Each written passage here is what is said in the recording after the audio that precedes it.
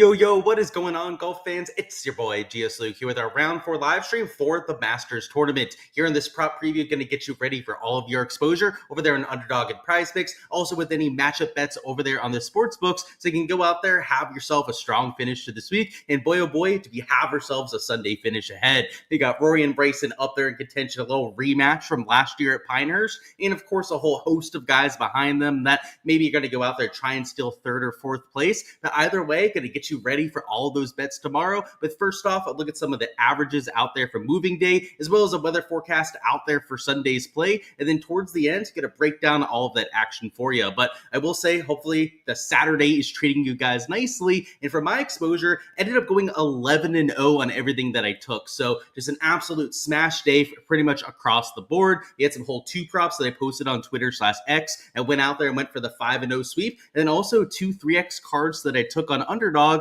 that also went out there and ended up sweeping. So like I said, really can't complain about anything that we've got going. A little bit of whiskey over here in the cup. Let's see, we got Joseph down there, probably sipping on a little bit of nectar on his own. We got Brink down there. I got to say, barbecue and beer at my house does sound pretty sweet, but I know a lot of you guys are probably far away, but we can celebrate Sunday at the Masters together. Let's smash some round 4. Amen to that. We got Jay Ramos down there too. And what's going on, Brett? You said PrizePicks limited at $25 a day. We can talk about it off air if you want to kind of figure out what to do, but there are ways to get around that, Brett. But nothing I can really talk about here on the stream. So DM me either over there on the Patreon page or on Twitter/X if you aren't a part of that. What's going on to Peach? Mexican Mule over there for you. You guys know me. I'm pretty simple, pretty straight to the point with these drinks. It is quite literally just whiskey in the cup. But cheers to everyone out there, and let's get after it out there for tomorrow. Some good stuff. So let's talk about these averages. So first off, scoring averages today were about 0.4 over par. Now, if you split it by the first and second half of tee times, it was about a 0.3 shot difference between the first and the second half. In the morning half, so the side with slightly lower winds played to the easier scoring average, which was pretty predictable ahead of time. In fact, we kind of talked about that over there in the live stream, right? It wasn't going to be like a massive advantage with your exposure, but you saw differences in all these different categories. So birdie average, right, a little bit higher over there for your morning starters, and so on and so forth for these other categories. Now, with weather looking relatively calm over there for Sunday, you might expect the averages to be pretty much exactly the same. But what's worth noting over here about the Sunday setup is that it's probably going to be a little bit more tricky. You've got yourselves a major championship on the line. It's the Masters, right? It's the biggest event that we have on the schedule. And some of the Sunday locations that they use here can be extremely difficult out there to score on. Now, there's still going to be a few that are cupcake birdie looks like you get there towards the very end, but you're also going to get some pin locations where if you end up missing the green or getting out of position off the tee, you're going to be lucky to make a bogey. And double bogeys, even triples, are going to come into play as well. So I think that the scoring is going to get harder out there for tomorrow, but like you have for the Masters, and I don't know if this is something that they started this year or whether this has been a tradition over the last few seasons, but they aren't posting the pin locations until the morning of. So as of right now, we're kind of in the dark when it comes to those.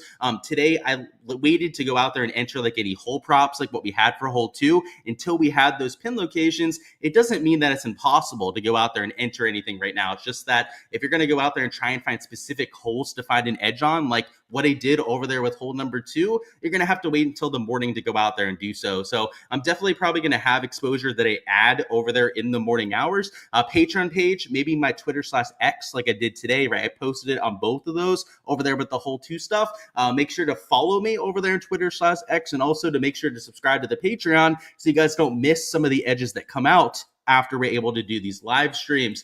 But from the weather perspective, just to fully go through that here together, you can see on this HRRR forecast that they're calling for sub 6 miles an hour of winds pretty much the entire day. And while it is going to be a little bit cooler in the morning than what you have in the afternoon, this golf course is going to dry up as that day goes on. So I think scoring will be pretty close to even as the entire day is kind of broken down. But I do think that the morning wave might play like 0.1 or maybe 0.2 strokes easier. So kind of of like the same dynamic that we had out there for Saturday is what I'm expecting to see out there for Sunday. Was kind of hoping to get some pin locations, so I will refresh this just in case they decide to kind of surprise us with those over here for today. But yeah, as of right now, not posted, probably going to be up around 8 a.m. like they did for today, which I'll be fully deep diving, trying to figure out if there's any sort of an edge on those props. But as of right now, we've got full boards over here on PrizePicks and Underdog. So I've got 4 props that have already gone out there and entered, which we'll go ahead and just go through together over here on the Underdog side. So the first few props that have gone out there and entered would be these 4 that we have in the shopping cart. And I ended up playing them for a flex play just because the payout made a little bit more sense. You can see over here it pays just under 5x over there for getting 3 of 4 right. Sorry, for all 4 of 4 right out there for that number. But 3 of 4 also pays you 1.24x. So I went with that sort of payout on these 4 players.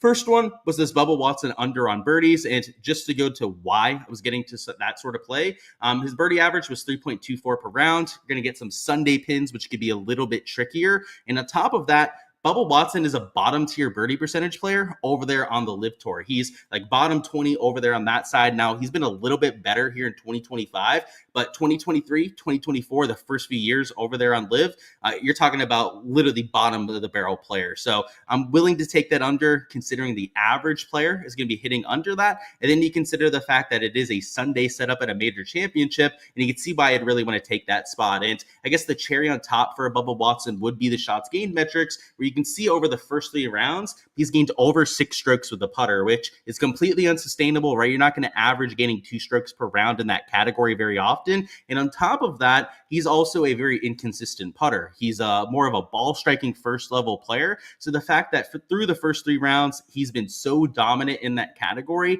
makes me think that he's due for a little bit of regression. And if that happens over there with this prop, he would go well under that sort of line. So that's the first one. Next up is this Tom Kim prop, who he's towards the bottom end of the leaderboard. He's going to be going off relatively early. We already know the average was about 3.25 per round. And Tom Kim to go over and get to 5 birdies is looking at gaining like 1.75 birdies to the field, which would be something that I would consider for him if he was in form at a golf course that fit his game. But he's coming into this event with really sketchy form, mediocre to say the least, right? Losing strokes to the field. This week, he's been far from his best self as well, right? Sure, he made the cut, but he's down there towards the very bottom of the guys that did. And if you take a look at the shots gained metrics, he's losing off the tee. He's losing over 3 strokes over there on approach. And the only categories that he's gaining in would be these 2 short game categories. So once again, a guy that's kind of carrying himself over there in the 2 unsustainable categories, and a player that I'll fade for an under on 4 birdies. So that's obviously got a lot of push equity out there at that number. Over here in PrizePicks, I was doing some of my line shopping too. I was kind of looking at this over at 3 bogeys. I do like the push equity at that number. To go back to the bogey lines, 3.6 average out there for today.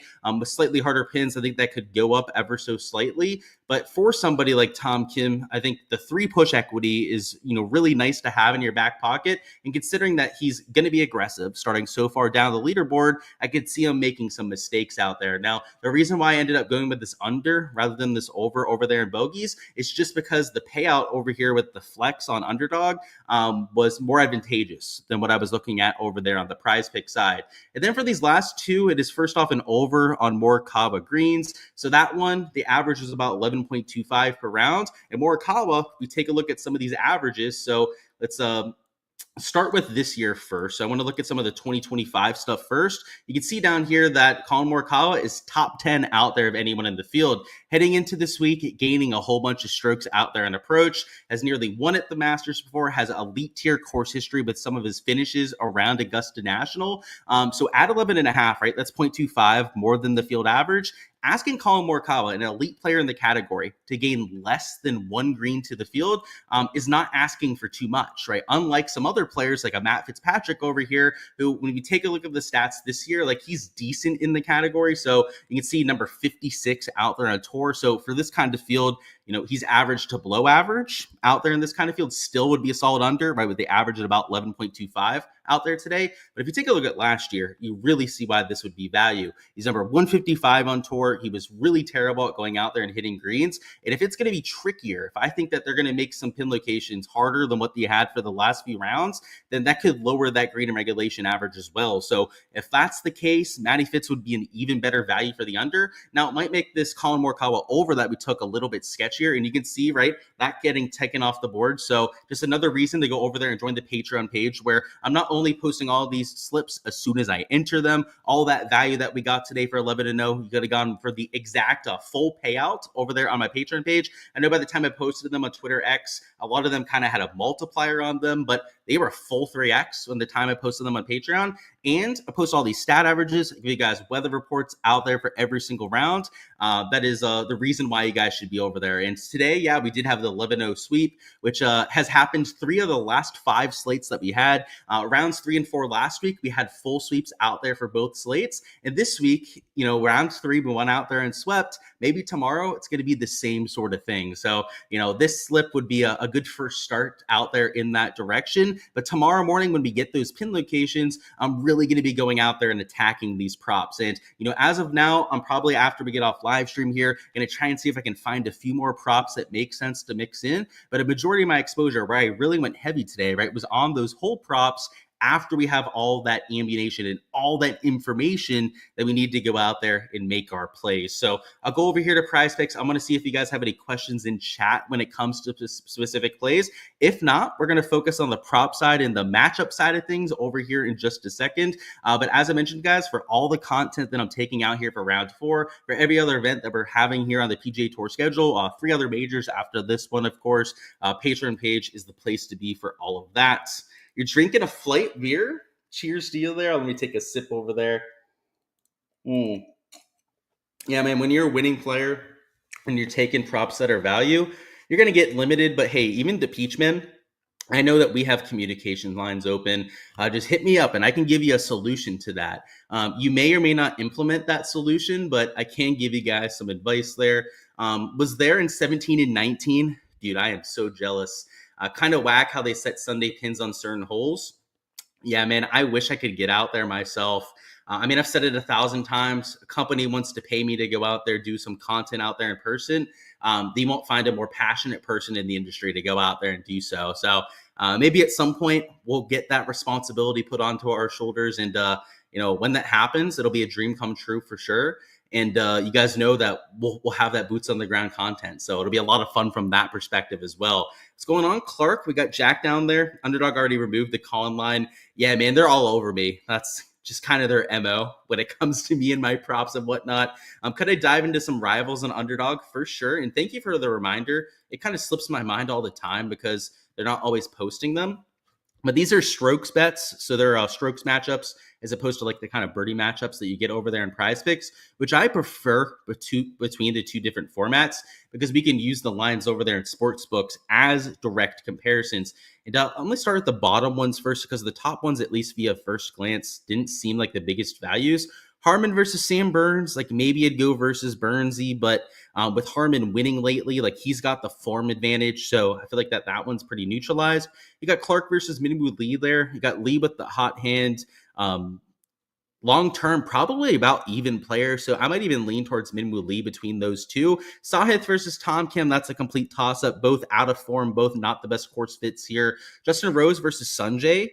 Definitely lean on Sanjay because Sanjay has, a lot less to lose. I think he's also a better player between these two. So I would, another lean, I would say, maybe not want to go out there and bet myself. Court Connors versus Reed. That's a toss-up. Victor versus Shane Lowry feels like another toss-up too. So these matchups in general, and these top 4, I was already kind of eyeing those when we first clicked on this page. They do a really good job at the pricing here. Now, that's for the major championships. Out there for the smaller events where they're posting these kind of rivals, you can sometimes find some crazy value out there to be had. But just from like first glance here, I don't think that any of them are discrepancies when it comes to what we have on the sports books. So I'm probably going to stay away from there, but let me know if there's any one of those in particular that you want my 2 cents on, that at least that we didn't already talk about. 2-ball matchups we're going to go through here in a second. So Noah, just strap in for about 30 seconds and we'll get there. you don't play pick six much, but they have Echeverria at 3.5 birdies. I think he's at the same number over there on DraftKings, Steven. So, or Prize Picks, I should say. So let me go ahead and double check that first. So yeah, he's also at 3.5 birdies over there. And in terms of the odds on DraftKings, which is the book, of course, that is hosting that pick six for you, he's minus 120 over. So I wouldn't say that he's drastic value in either direction. Of course, to Peach, yeah, just let me know, man. And you said great call out there, the whole two props.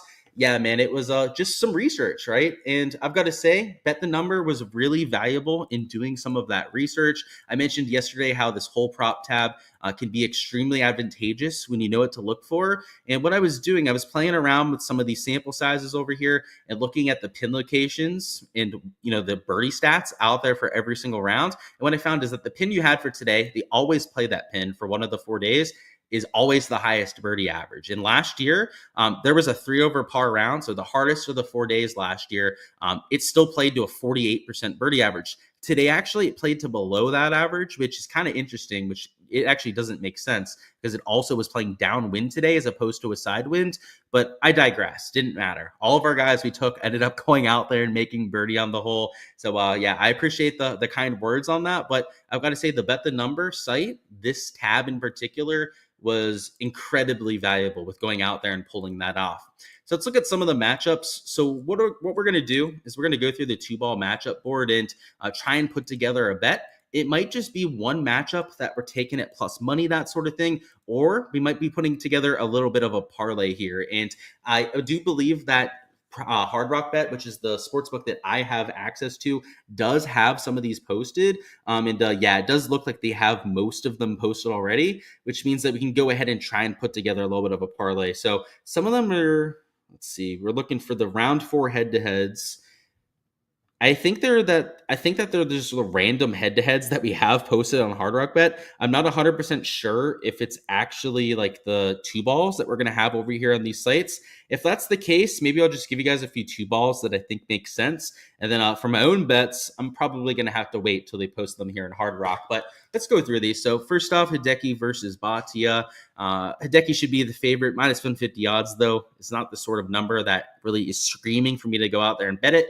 Justin Thomas should be the favorite against Minwoo. Now, minus 130 it's not that much juice. Like, it is kind of tempting to want to go out there and bet JT, but JT's form is far from attractive there. So I'll leave that in the back pocket, but we're not going to throw that in the shopping cart. I really don't think it's enough value for me to go out there and stab on it. This Harmon versus JJ Spawn one, I actually think that Brian Harmon should probably be the minus 120, but minus 105 odds is still not a big enough edge for me to go out there and smack that kind of one. You've got Cantlay versus Wyndham Clark there. I actually think that sort of odds make a lot of sense on those two. Willett versus JT Poston. I think Poston should be the favorite, but I'm never playing him for a matchup at minus 165. He's just not that sort of guy. You've got Burns versus Jaeger. Now, this could be one, and I actually like Burns because he didn't make a whole lot of putts today, and he hit the ball decently, just like he did for round number 2. But Jaeger has a really nice stat profile. I mean, ball striking stats just through the roof over there for round number 3. The plus 105, though, I also don't know if that's enough value for me to go out there and bet that. So let's keep looking at what we have. A few that I'm at least considering if we need to go back and add something in. We've got this Matty Fitz versus Nick Taylor prop there. Fitzy should be the favorite, but minus 125 probably makes sense for the kind of shitty form that he's been in over the last few months.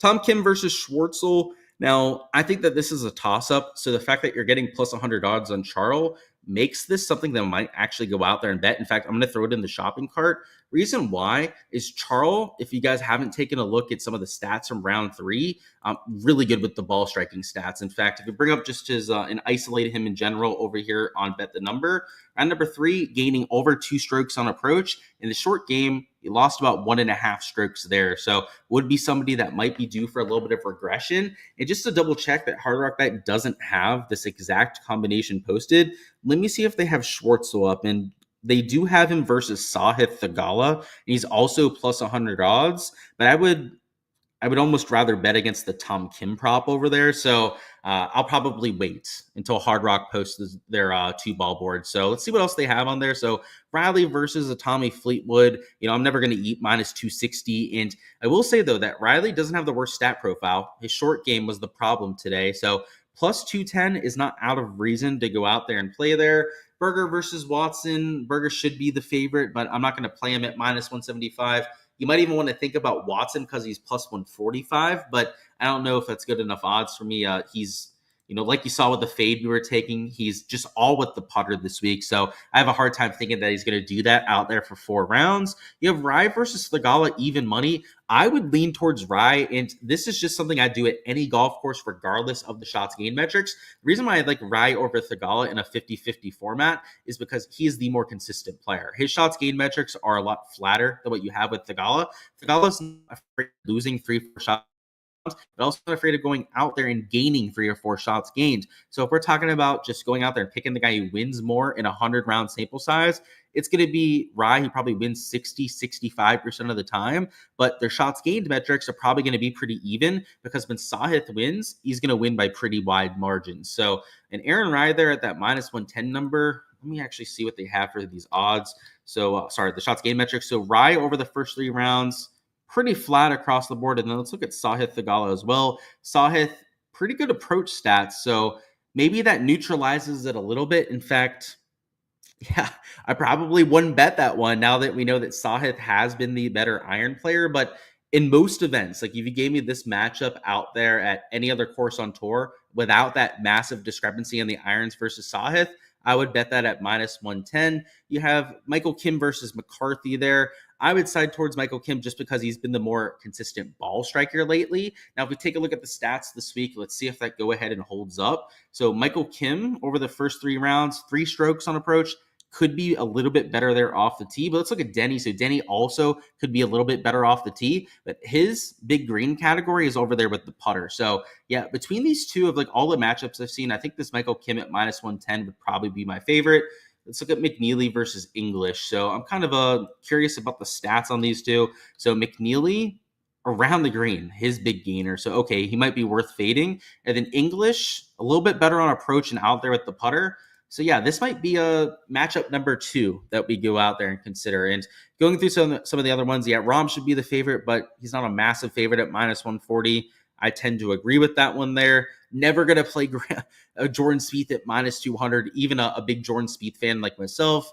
Terrell Hatton at minus 200, forget it too. I will never take that sort of odds out there on one of these 2-ball matchups unless it's going against like a senior tour guy at minus 200. That's just never going to be worth it out there in my book. You have Morikawa versus Hovland at minus 160. I do like Colin out there for round 4, but Hovland is a worthy opponent. So maybe a parlay piece at minus 160, but I obviously wouldn't bet that by itself. Sanjay versus Homa. I actually do like this one. So minus 150, if I'm going to eat that sort of juice, I kind of want to do it against guys like Homa that I feel like are good targets to go out there and attack. And Homa did have himself a round today, one of the better rounds actually out there on the golf course. But what you'll see is that it was a lot of short game. He did gain 1.5 strokes approach, so you got to give him his flowers when he goes out there and does something well. But he also gained over 2 strokes short game. So I'm not against that sort of one. Like if you're going to eat that sort of odds, do it against a player that is kind of susceptible for a fade. This Rose prop, I think Rose is due for a pretty big bounce back with the putter. I don't hate kind of targeting this matchup against Zach Johnson. Scotty, yeah, never going to eat minus 200. Scotty's makes it a little bit more tempting, but I'm going to stay away from that one. Luddy versus Day, minus 150. It's honestly not a terrible number there. I'll throw that one in the shopping cart. Then we got Coco versus Reed. I know Coco's stats this week haven't been terrible. He's been kind of balanced across the board if memory serves me correctly. So we go to the all 3 rounds. Yeah, only losing just a little bit off the tee there. Then let's look at Reed. Reed gaining across all 4, but a little bit around the green. Yeah, I tend to agree with those toss-up odds there. And then the last one is Rory versus Bryson. Bryson 105 here. I do know, and I want to go to the stats out there on those two. Rory, by the way, from tee to green, insane stats. 10 strokes ball striking. Still very respectable out there for Bryson DeChambeau. But in this sort of matchup, I would be leaning towards Bryson. But the 10 shots gained ball striking makes it a little tough to want to go out there and play either side. So these are like the main 5 will go out there for our leans. I'm not sure exactly which ones I'm going to go out there and play myself because it really depends on the odds I'm getting on Hard Rock, right? I'm not even sure I'd bet them at all these sort of numbers. FanDuel, by the way, normally has better numbers than what you have here on Draftkings. So like these minus 110s might be minus 105. You might get these minus 105s at like plus 100 over there on a site like FanDuel. So do your line shopping yourself. These are just props and matchups in general that I think kind of lean heavily out there in one direction or the other. Depending on the odds that I can get there in Hard Rock Bet, I'll probably try and find some of these to go ahead and mix in. And, just like the props that we talked about over here, you can find the matchups and free balls that I'm taking over there on my Patreon page. And more specifically, those are posted over there on my Discord page where I go through all of those the morning before every single event. So make sure to check out the Patreon for all of that as well. But that's all I've got over here for the round 4 live stream, guys. I've got to go ahead and get out of here as it's getting late over here on the East Coast, but super stoked over here for all of our exposure on Sunday. That Bryson Rory matchup is going to be a lot of fun to watch coming down the stretch. If we can get a little bit of a prop exposure to go out there and pop on top of that, then even better out there for Sunday. So enjoy the Masters, enjoy the moment that you guys have out there, whether you're enjoying it with family. I'll be watching it out there with my brother, so trying to take it in that way. Whoever wins too, right? Whether your props end up going well, just enjoy Sunday at a major. We only get this 4 times a year, so I'm going to try and soak it up as much as possible. And like I said, on top of that, if we can add some profit, that would just make it even better. So where did we leave off? We went over 4 underdog props. So if you want to add the 70% boost on that, not a terrible idea. What's going on, Angelina? Welcome on in. On Underdog, it is 8.28x on the first 4. I'm doing it for the flex play, Kyle. So make sure to do that if you want to tell exactly what I did. Do I think Scotty has a chance at a bounce back? For sure. Sunday Scotty is a thing for me. I think he's maybe the most clutch player that we have on tour. So a bounce back would not surprise me whatsoever. And yeah, man, I mentioned that over there on the DFS stream. Definitely a thing. You're looking at Bryson for the under at 70.5. The only thing I'd say is enter that on a sports book then, if you're going to take that sort of thing. I'm not quite sure. I think it's pretty much a coin flip on whether he's going to go over or under that sort of line. But the reason why I had to go ahead and take it over here in a sports book is that he's minus 130 for the over. So, the under, just for a straight bet on a lot of these books, I think FanDuel, you can even get them at plus 100 actually, which would be a really good spot to bet that, is that on those books like, PrizePicks, Underdog, that kind of thing, you're getting that minus 130 implied odds. So it'd be best doing that over here on these straight books just to get the best value available. And let's go Patty Reed, the villain. That would be a lot of fun, man. It'd be something for Scotty Scheffler to have to put the green jacket on his shoulders. But like I said, whoever ends up winning, going to be an absolute epic Sunday. But that's all I've got, guys. Smash that like button if you guys haven't already. Also, subscribe to the channel so you guys don't miss any of the content to come. I know the Masters will be over come tomorrow night, but we have plenty of golf to come this year. We've got the RBC Heritage over there in Hilton Head. I've been at that event 2 of the last 3 years. Not going this year, but it's one that I love and look forward to every year. It's a golf course that's really unique. We're going to have that plus all the other 3 majors on the schedule. So Patreon page, by the way, really good way to stay on top of all that golf content to come. And of course, by subscribing here on YouTube so you guys don't miss any of that content going forward. The other thing I like to mention over here on these live streams is, of course, the showdown content that I'm doing over there. The live streams are over there on the Ship It Nation YouTube channel. So if you guys haven't already conned that yourselves, make sure to go ahead and check that out. But also over there on my Patreon page, I do have a section over there for DFS. So still doing all these DFS projections, as a lot of you probably saw it on my channel in the past. We've got our player pool tags over here. So what you'll notice a little bit different than rounds 2 and 3 showdown is that we have this placement point tab. So these are players that I'm using in my player pool out there for placement point purposes, but we still got ball strikers, short game regression candidates, of course, history guys, also high upside players that I'm going out there and mixing in. And just like the last few days, I'll give you guys some of the plays down there towards the bottom. I mentioned the JT Poston play over there on my Twitter X. Same thing with the Steven Yeager. Ball striking on Yeager looks great. Poston due to make a few more putts. But Riley, I think I mentioned that here on this stream as well, also due for some short game regression. And then Charles Schwartzel, I may have even mentioned him as well. So I guess all of this isn't remotely crazy that I'm using them in my lineups. But Charles also some really good approach play metrics over there in round number 3. So for all the projected ownership, all the projected points, and my entire player pool with those player pool tabs, you can find that over there on the Patreon page as well. But that's all I've got, guys. Like I said, best of luck out there with all of your exposure. And I'll see you guys out there throughout the rest of the year.